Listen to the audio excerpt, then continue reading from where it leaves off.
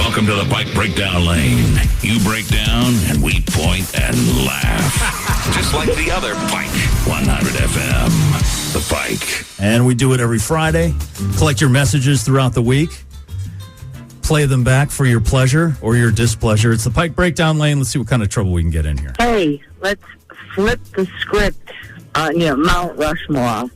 Here's who I nominate. Janis Joplin, Stevie Nicks, Beth Hart, and Lucy Hale. There's your Mount Rushmore. Have a good day, fellas. Oh, yeah. Okay. She wanted a female Mount Rushmore. Yeah, that's cool, too. Awesome. Yeah. I believe it's Lizzie Hale, but either way. I know she's from Hailstorm. Yeah. Lucy Hale was local, right? Lucy Hale? Yeah, isn't there a local Lucy Hale story? I don't know. Maybe she was, I think she was referring to Lizzie Hale from Hailstorm. Don't forget Pat Benatar. Oh, Lucy Hale's an actress. And Lita Ford. And who else would go on a female rock singer Mount Rushmore? Those are all good suggestions, though. Great. Stevie Nicks, of course. Yeah. Again, like I was talking about, what was that, earlier this morning or yesterday? Like when Stevie Nicks, when you hear her voice, you know who it is immediately. To me, that's a great artist, when they can make their own sound and you identify them right away. Absolutely. Yeah. Hey, Slitta. Congratulations on getting signed by the Yanks, you schmuck. You're a traitor. See ya. There is the first shot fired. There it is. Now, he was the kid. Schlitter was the kid from Woburn, or he wasn't the kid from Grafton, right? No, that was Choate. Yeah, that was right? Jack Choate, right. One of the 4 Bravehearts players, right, who got drafted. And he went to the Yankees. He got drafted by the Yankees, and he signed. That's awesome. I know we hate the Yankees, but still, good for the local guy making it into the big leagues. I said when I made the announcement that, first of all, you had to say his name very carefully because it's Schlitter. And I said there's definitely going to be some jokes made there and nicknames, but he probably grew up hating the Yankees until he heard his name selected. Yeah, who cares at that point? Yeah, you work your butt off to get into the big leagues, so congratulations, Schlitter. I heard you on the radio this morning talking to the city council about what to do to help out the people of the apartment on Mill Street. I do know someone who lives in that apartment, and one of the things that the residents do need help with is getting their pets, because they are not allowed to go back in and get their pets. They will not let them get them. They have no food, water, and they're boarded up. They boarded them up, and so they cannot go in and get them. So I don't know if there's some way you can help the other residents get their pets out of the apartment, because they're basically dying in the apartment right now without any food, water, and with the heat. And we appreciate anything you can do for that. Thanks so much. All right, so regarding that, for the collapsed roof apartment building on Mill Street, and she's talking about people weren't allowed to get in to get their pets. I reached out to Atel Hajii, our District 5 city councilor, about that. Yes. What that woman was asking about. I'm infuriated. How did this end? No, it's fine. They let the Animal Rescue League in with the first responders over there to get those pets out. So as far as Atel Hajii said, she's pretty sure everybody got their pets out. And then so for the people who can't take care of their pets because they have no place to live, right, the Animal Rescue League is putting those animals up. That's awesome. And they're taking care of them. So kudos to those folks, and I hope that clears up any other kind of question about that. But for people who want to donate to the people, didn't we put up some information about how people could donate to that whole issue? Yeah, it's on our Facebook page. The United Way set up a fund, and now there's a bunch of nonprofits in the city trying to help out. But the United Way headed out there first, and that information is on our Facebook page. It's also on our Twitter feed at 100 FM The Pike.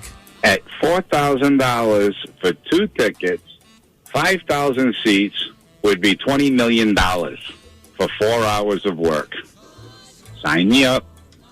Pretty sure he's referring to Bruce Springsteen tickets. Yes. Is Bruce playing a 5,000 seat place? I thought he was playing the Garden.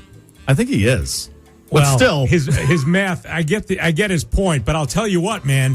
$4,000 a seat. That's so yesterday's news, man. It's up to $5,000 a seat now. Yeah. And this, again, to clear it up, this is Ticketmaster. This is not a scalper. This isn't an agency. And it's not Bruce Springsteen setting the price. No, not either. Bruce is already getting paid for these shows. Yeah. Right? And Steven Van Zandt, guitar player for the E Street Band, said yesterday he has no idea how they set the prices or what they're going to cost. So, because everyone's like pointing fingers at Bruce. Right. Still, Bruce has a say, though. Bruce can have a say in this. So I don't buy that Bruce has nothing to do with it.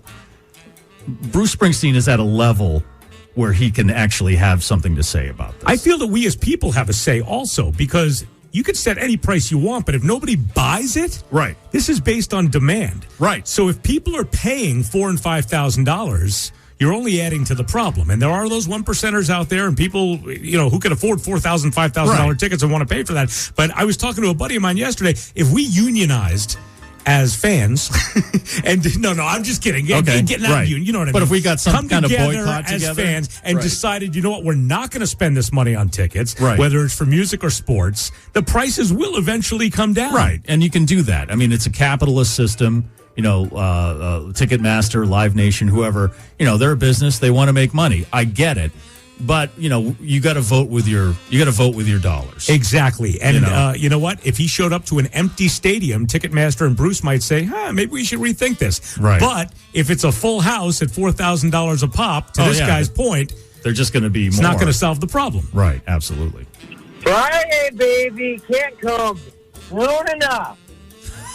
I didn't hear a word he said. He said Friday can't come soon enough. I think that gentleman has already started his weekend. He started Friday on Tuesday. That's fantastic, sir. Keep it rolling. My favorite part of Big Papi getting in the Hall of Fame is I love seeing athletes with the physique of someone who drinks mac and cheese martinis before, during, and after every game and get into the Hall of Fame. It's great.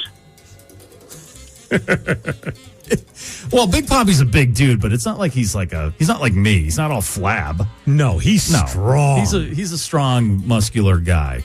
And then that's a funny line though. The Velveeta martinis, though. We talked about that earlier. I mean, I could try to get that kid at him if you really want to try it. I just think mixing vodka with my Velveeta, and I might have to draw the line somewhere. You've made me put sour cream in my coffee. Technically, that was mayonnaise. Oh, it tasted horrible. I couldn't imagine sour cream any better. Yes, you made us put mayonnaise in our coffee. We ate bugs. So eating cheese, I'm willing to try it. Okay. And not to sound like can I get mine virgin? Oh, right. If I don't drink, you're not a drinker. So basically, I would just be drinking cheese. Well, why don't you just have mac and cheese? Why don't I it's just probably have easier. Why don't I just have nachos? And I'll drink the martini. I'll just have nachos. Just have nachos. All right. I would just like to give a shout out because you were talking about people getting in Metallica because of our darling Eddie Munson. And I would just like to give a shout out to all the Eddie Munsons out there that I know in the city. And I appreciate you all. Listen, this is from you. Oh, yeah. An epic death from Eddie Munson and Stranger Things and playing Metallica's Master of Puppets and the demon vampire bats and everything. The guy who plays Eddie Munson, not Eddie Munson. I hear Eddie Munster every time you say that. It's Eddie Munson. Joseph Quinn, his star power shot up a great deal. It's weird, though, this Hellfire Club thing from Stranger Things and Eddie Munson is getting quite cult-like. I'm just saying.